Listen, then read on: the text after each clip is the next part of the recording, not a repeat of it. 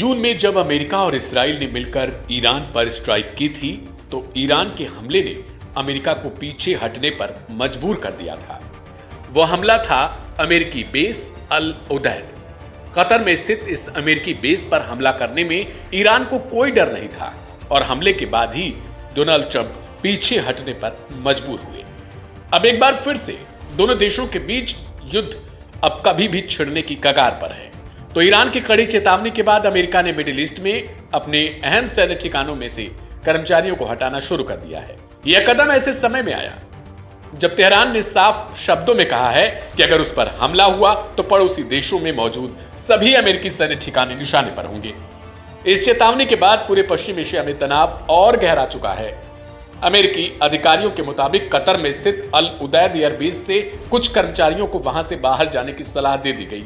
एक अमेरिकी अधिकारी ने नाम न जाहिर करने की शर्त पर यह बताया कि यह फैसला पूरी तरीके से एहतियातन लिया गया। सुरक्षा कारणों से यह स्पष्ट नहीं किया गया कि इसमें सैनिक शामिल हैं या सिविलियन कर्मचारी, और नहीं यह बताया गया कि कितने लोगों को बेस छोड़ने को कहा गया। यह फैसला ऐसे वक्त में आया जब ईरान ने चेतावनी दी कि अगर अमेरिका ने उस पर हमला किया तो सऊदी अरब, यूएई और तुर्की में मौजूद अमेरिकी सैन्य अड्डों पर जवाबी हमले किए जाएंगे। ईरान का कहना है कि क्षेत्र में मौजूद किसी भी अमेरिकी बेस को सुरक्षित नहीं माना जाना चाहिए। इससे पहले भी ईरान यह संकेत दे चुका है कि किसी भी सैन्य कार्रवाई की कीमत पूरे क्षेत्र को चुकानी पड़ेगी। मिडिल ईस्ट से आने वाली खबरें बताती हैं कि ईरान ने कतर को भी यह जानकारी दे दी है। गौरतलब है कि इसी साल जून में अमेरिका ने ईरान के परमाणु ठिकानों पर हवाई हमले किए थे। इसके जवाब में ईरान ने कतर के अल उदैद एयरबेस पर मिसाइल हमला किया। उसी पृष्ठभूमि में मौजूदा घटनाक्रम को देखा जा रहा है। ईरान के सर्वोच्च नेता अयातुल्लाह अली खामेनेई के सलाहकार अली शमखानी ने सोशल मीडिया प्लेटफॉर्म एक्स पर भी लिखा था कि अमेरिकी राष्ट्रपति को ईरान के परमाणु ठिकानों पर हमले की बात करने के साथ यह भी स्वीकार करना चाहिए कि ईरानी मिसाइलों ने अल उदैद बेस को नुकसान पहुंचाया था। इस बीच ईरान के भीतर ही हालात बेहद तनावपूर्ण हो चुके हैं। 28 दिसंबर से देश में सरकार विरोधी प्रदर्शन जारी है। हिंसक झड़पों में कई मीडिया रिपोर्ट्स बता रही हैं कि हजारों लोगों की मौत हुई है। हालांकि लाइव हिंदुस्तान इसकी पुष्टि नहीं करता।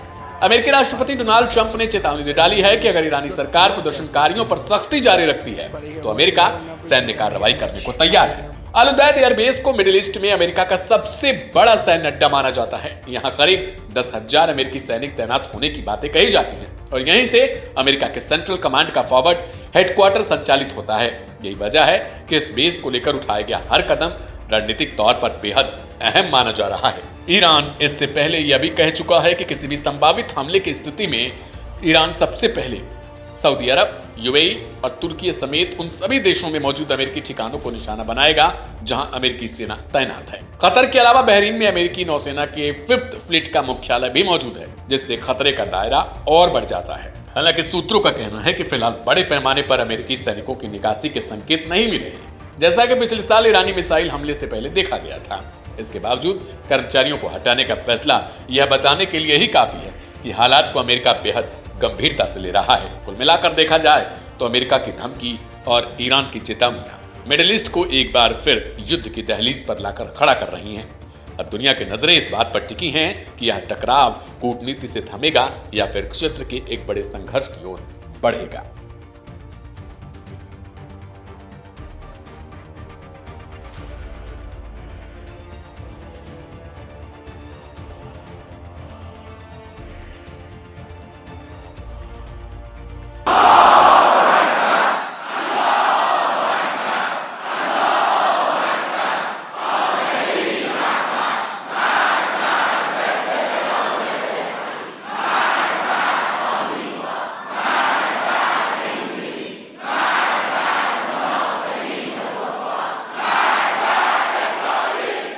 کسانی هم هستن که کارشون تخریبه.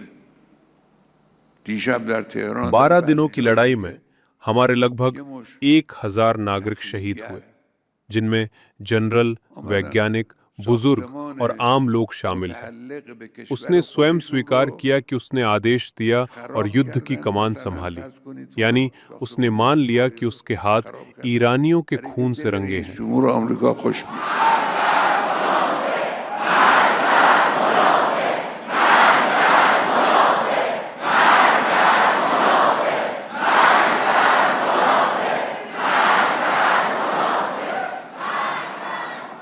फिर भी वही व्यक्ति ये दावा करता है कि वो ईरानी राष्ट्र का समर्थक है।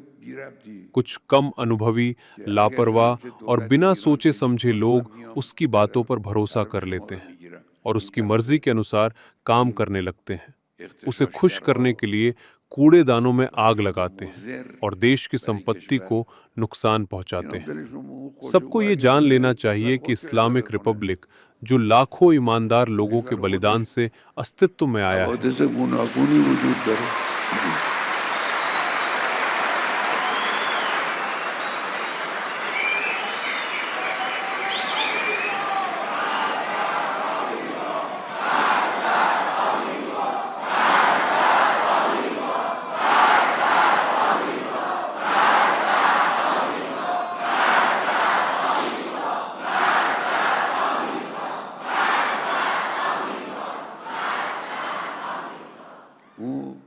अपने विनाश चाहने वालों के सामने कभी पीछे नहीं हटेगा और भाड़े के विदेशियों को बर्दाश्त नहीं करेगा।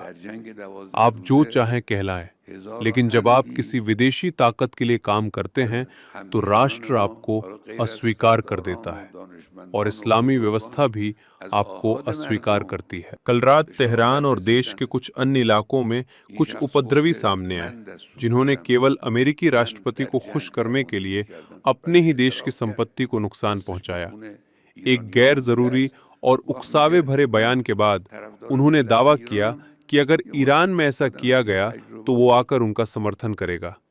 ये लोग उसी को खुश करना चाहते हैं, जबकि वो अपने ही देश को ठीक से नहीं चला सका।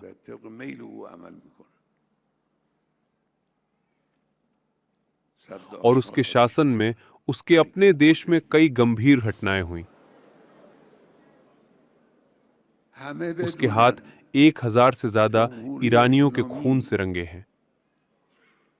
जो व्यक्ति अहंकार और घमंड के साथ पूरी दुनिया का न्यायाधीश बनने बैठा है, उसे याद रखना चाहिए कि इतिहास में फिरौन, नमरूद, रजा खान और मोहम्मद रजा जैसे अत्याचारी शासक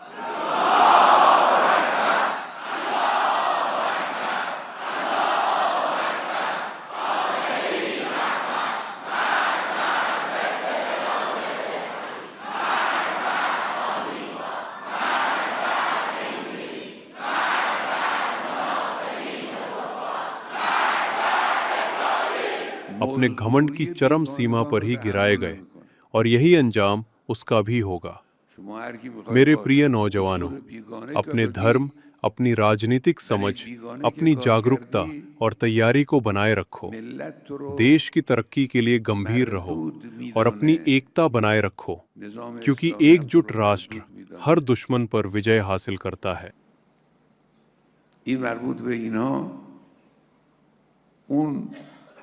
بابایی که با نخوت و غرور نشسته اونجا راجع به همه دنیا قضاوت میکنه، او هم بدانه